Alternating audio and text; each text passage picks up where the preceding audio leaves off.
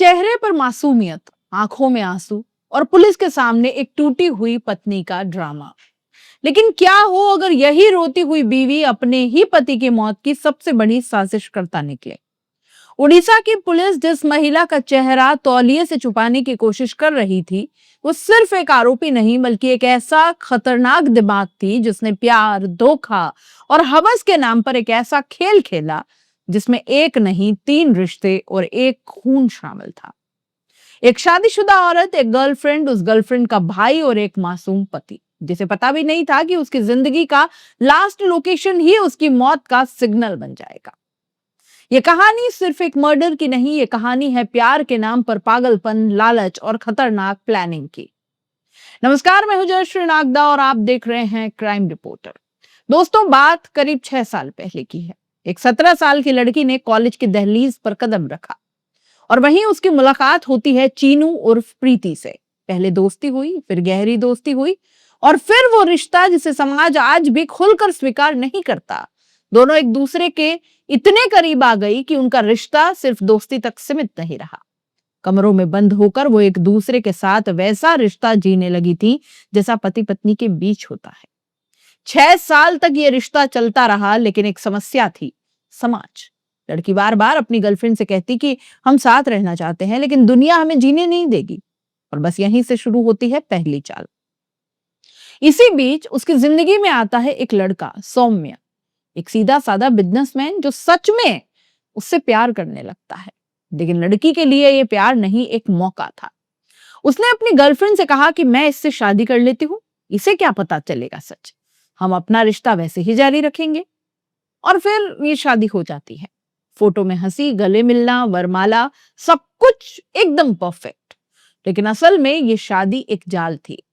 शादी के बाद कुछ समय तक सब ठीक चला, लेकिन धीरे धीरे लड़की को लगने लगा कि वो अपनी गर्लफ्रेंड से जरा दूर हो रही है। तब उसने एक नया प्लान बनाया, ब्यूटी पार्लर खोलने का। कारण बिजनेस नहीं, बल्कि रोज 6-7 घंटे साथ बिताने का बहाना मिल जाएगा। पार्लर भी खुल जाता है, लेकिन वो पार्लर का अय्याशी का अड्डा ज्यादा बन गया। पति को ऑफिस भेजकर वो सीधे पार्लर पहुंचती और वहां शुरू होता था उनका सीक्रेट लाइफ। अब कहानी में आता है एक और किरदार, तपस, जो कि गर्लफ्रेंड का भाई था। शुरुआत में सिर्फ मदद, फिर दोस्ती और फिर रिलेशन। अब ये लड़की सिर्फ एक नहीं, दो दो लोगों के साथ रिश्ते में थी। और सबसे चौंकाने वाली बात, तीनों को सब पता था।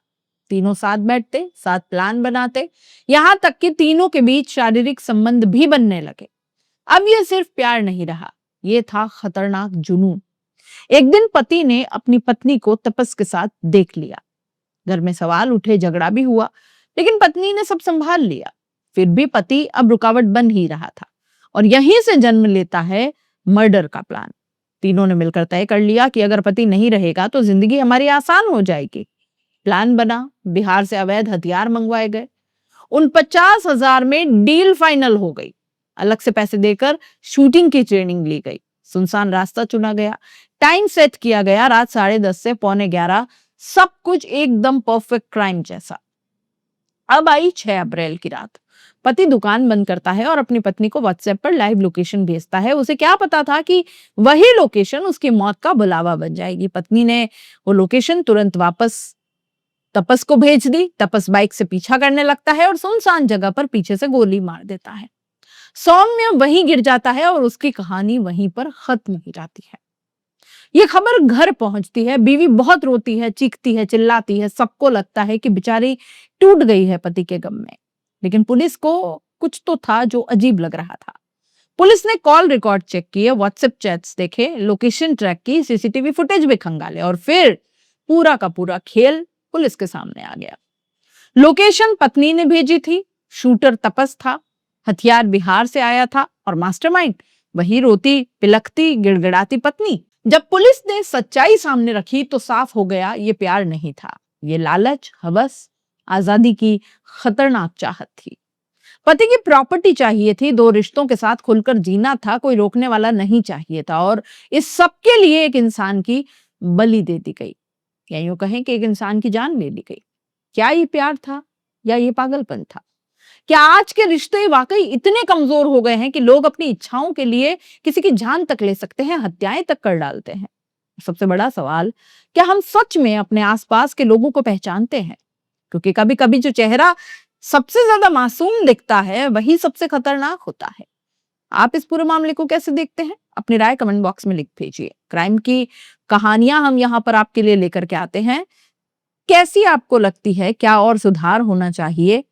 क्या कुछ आप सोचते हैं? कमेंट बॉक्स में ज़रूर बताइएगा। जाते-जाते चैनल को लाइक, शेयर और सब्सक्राइब ज़रूर कीजिएगा। आपका एक लाइक, शेयर और सब्सक्राइब हमारे लिए बहुत मायने रखता है। नमस्कार।